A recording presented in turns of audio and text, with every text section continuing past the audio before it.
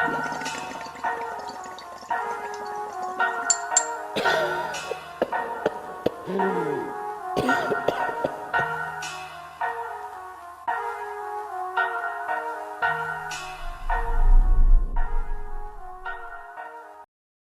right, y'all. Should Anthony Joshua call it quits on a Hall of Fame career? And is Sean O'Malley going crazy? Why does he say he beat Merab? Huh? Let's get into it. Keep your hands up.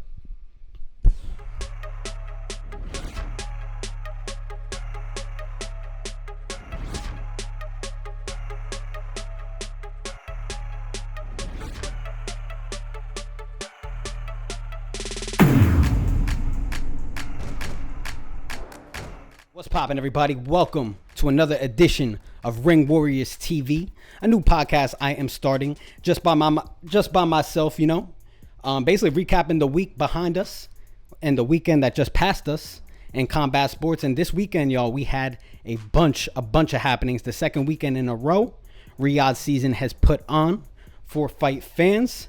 This one taking place in London, and it was one of the biggest boxing crowds in London boxing history. I'm talking about Daniel Dubois versus Anthony Joshua. Also on Friday, we had Jaime Munguia make his return after his Canelo loss. Who'd he fight? Eric Bazinian.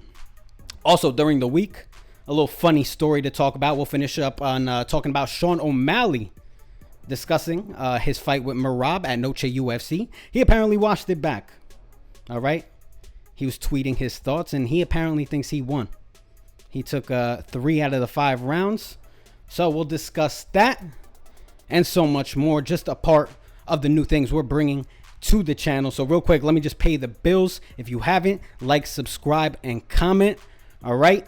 Let's create a little community where we can talk about the fights. Everything from MMA, boxing, to wrestling. We'll preview some events. We'll recap events. We'll do some fight reactions, history videos, list videos. Everything in the world of violence. Just make sure you hit that subscribe button and you're following along. All right. So let's get into it. I mean, hey, it was a great weekend. Basically a celebration of British boxing. A big celebration of British boxing. If you didn't watch Dubois and Anthony Joshua, well, that took place at London's Wembley Arena. And all the biggest Brit fights happened in Wembley. That's where the English football team plays. That's where the 4 Lions play. Correct me if I'm wrong. I'm American. I'm not too smart. All right. But a great night. 96,000 fans in attendance. 96 grand. Definitely set some records, and the stars were definitely out. All right. You had guys like Conor McGregor, Tyson Fury, Alexander Usyk. Both those guys took a picture together. All right. You had Derek Chisora in the crowd. Joseph Parker, Tony Bellew on the announce table. And it was just basically a who's who of the fight world. We also saw Bud Crawford. Fortunately for Bud, this time he didn't get labeled. Kendrick Lamar. And it was a great event. The energy was there. So many people in attendance. Me watching from across the pond, I definitely felt the tenseness of and the magnitude of the event. Dubois and Joshua, we saw in the lead up to the fight, these guys don't like each other. Not at all. And Joshua, he's no stranger to these fights. They were saying the whole telecast, he's made stadium fights normal in boxing, in the British boxing heavyweight division. All right, he's made stadium fights normal. On the other side, Dubois, he's had his chances. Remember Usyk, all right? A lot of people said he quit against Usyk. A lot of people said he quit against Joe Joyce. So this was a big test for him.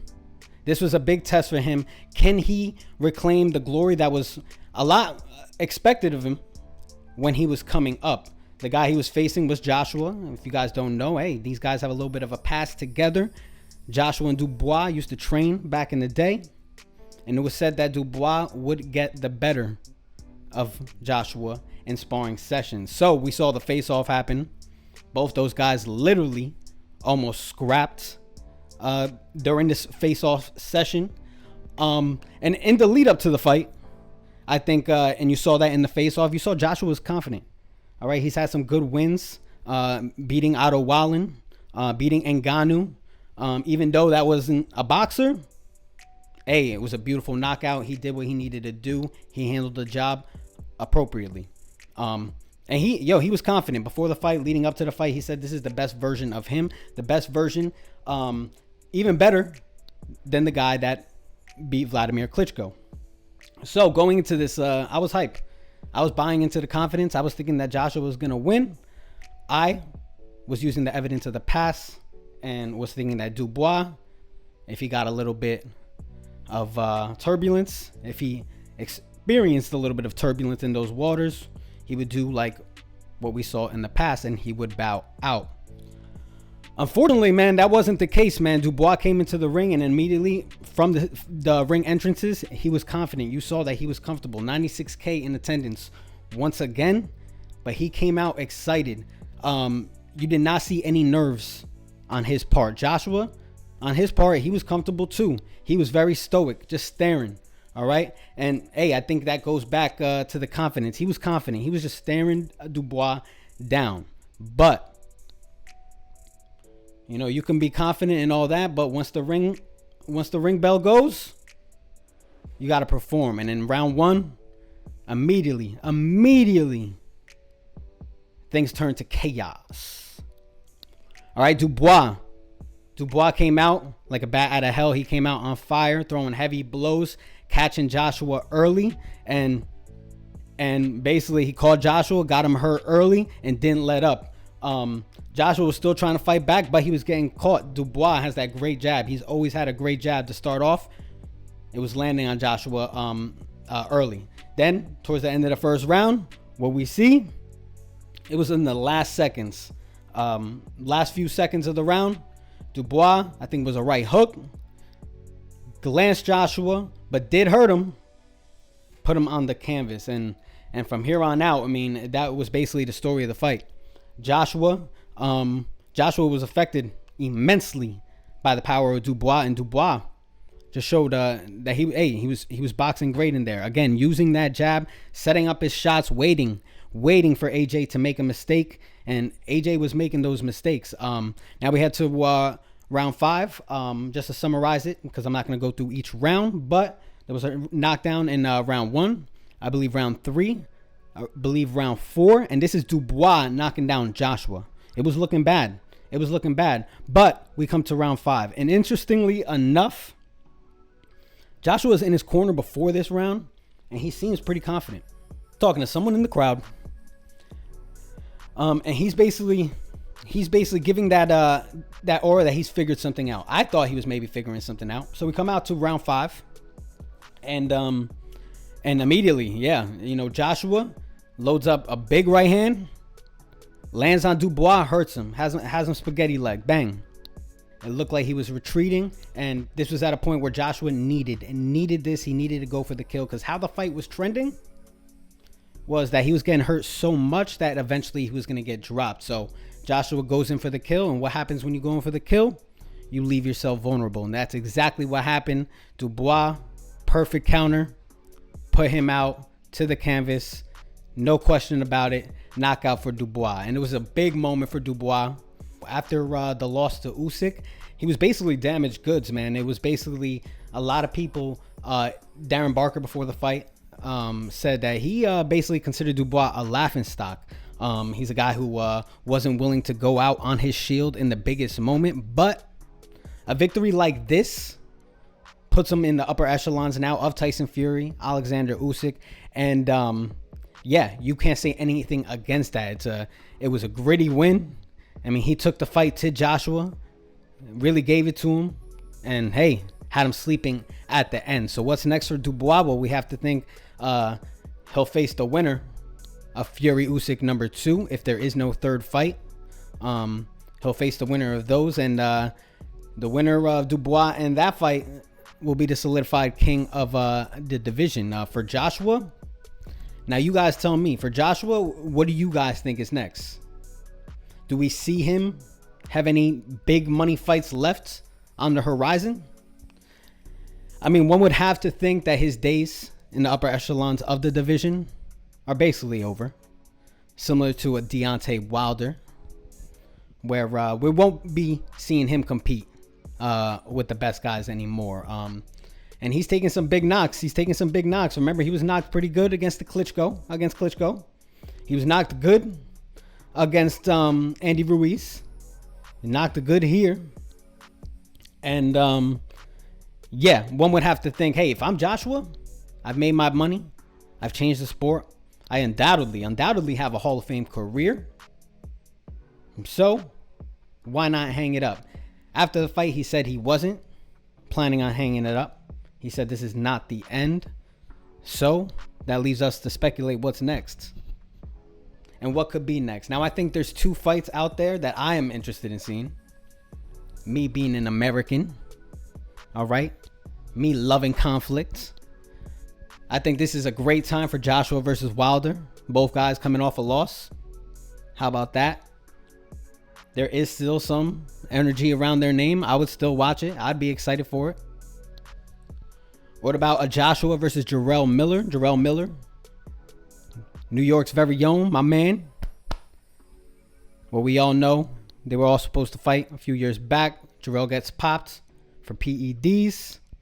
Now he's back, coming off a win. Maybe Joshua will take that fight.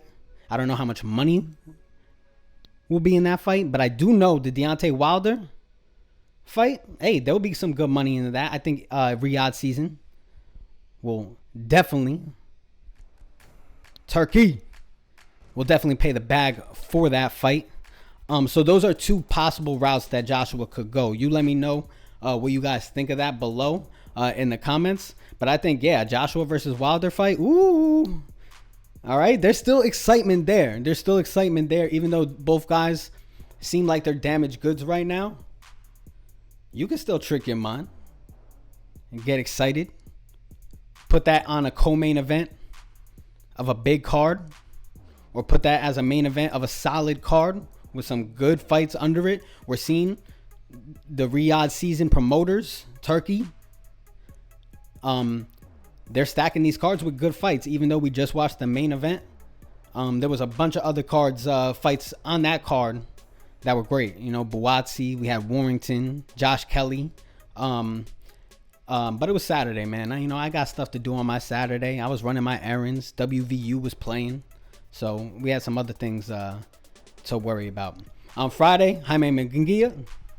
On Friday, as I said, Jaime Munguia came back, defeating Eric Bazinian, a very, very tough opponent. 10th round knockout. So happy to see Munguia come back so quick after Canelo, taking the Canelo loss. Basically, he's alley-ooping that momentum and keeping his name in the upper echelons of the division. After this, you have to speculate who he has next. And Munguia brings the action. Munguia is a dude who's gonna keep coming forward, keep throwing a lot of shots, all power shots.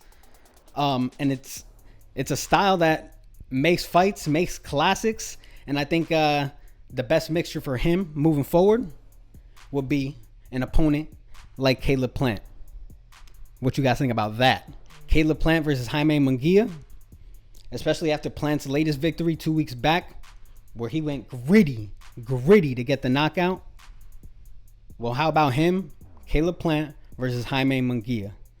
That would produce tremendous action.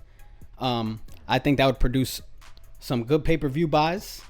Nothing great, nothing in the elite level, but I think definitely for hardcores, that's a fight that we'd be itching to see. Absolutely itching. If not Caleb Plant, maybe Berlanga, but Berlanga might be taking some time off after getting that payday 2 weeks ago with Canelo.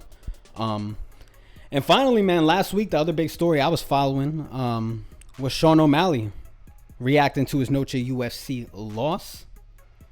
Somehow my man thinks he won. What do you guys think about that? Now, it's a very good possibility O'Malley could be trolling. He did that in the past with the Chito Vera loss. He always said he was undefeated. So maybe he'll do this again. With the Marab loss, O'Malley is a guy who has a tremendous fan base. And those are people that will just believe anything he tweets, anything he says. Funny enough, Chael Sonnen is one of the experts coming out and supporting him for his claim.